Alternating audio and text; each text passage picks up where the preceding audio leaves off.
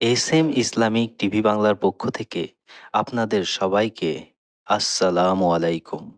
আজকে আমরা আলোচনা করব নবী সাল্লাল্লাহু আলাইহি সাল্লাম কি ইরানের আজকের বিজয়ের ভবিষ্যৎবাণী করেছিলেন। তো চলুন শুরু করা যাক। আজ গোটা দুনিয়া তাকিয়ে আছে ইরানের দিকে। একদিকে ইসরায়েলের সঙ্গে উত্তেজনা, অন্যদিকে মুসলিম বিশ্বে ইরানের অবস্থান। তবে প্রশ্ন হলো, এই ইরান সম্পর্কে কি মহানবী হজরত মোহাম্মদ সাল্লাল্লাহু আলাইহি সাল্লাম কিছু বলেছিলেন? আপনি হয়তো চমকে যাবেন, কারণ এই প্রশ্নের উত্তর হচ্ছে হ্যাঁ। প্রিয় ভাই ও বোনেরা, আজ থেকে প্রায় 1400 বছর আগে মহানবী সাল্লাল্লাহু আলাইহি সাল্লাম বলেছিলেন, যদি ঈমান সূর্যের পাশে উঠে যায়, তবে পারস্য থেকে কিছু লোক তা নিয়ে আসবে।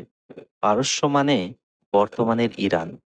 এই হাদিসে বলা হয়েছে, এমন এক সময় আসবে যখন ইসলাম বা ঈমানকে দূরে সরিয়ে দেওয়া হবে।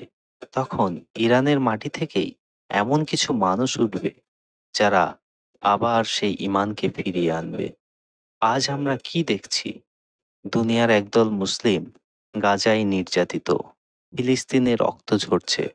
সেই সময়ে ইরান বলছে, আমরা ন্যায়ের পক্ষে, আমরা প্রতিরোধের পক্ষে। এমনকি অনেক মুসলিম দেশের নেতা চুপ থাকলেও ইরান তাদের অবস্থান প্রকাশ করছে।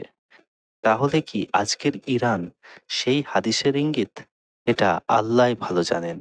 কিন্তু সত্য হলো, ইতিহাসে এবং হাদিসে ইরানের একটি গুরুত্বপূর্ণ ভূমিকা তুলে ধরা হয়েছে। প্রিয় দর্শক, ইসলামের ইতিহাস এবং নবী সাল্লাল্লাহু আলাইহি সাল্লামের ভবিষ্যৎবাণী আমাদের চোখ খুলে দেয়।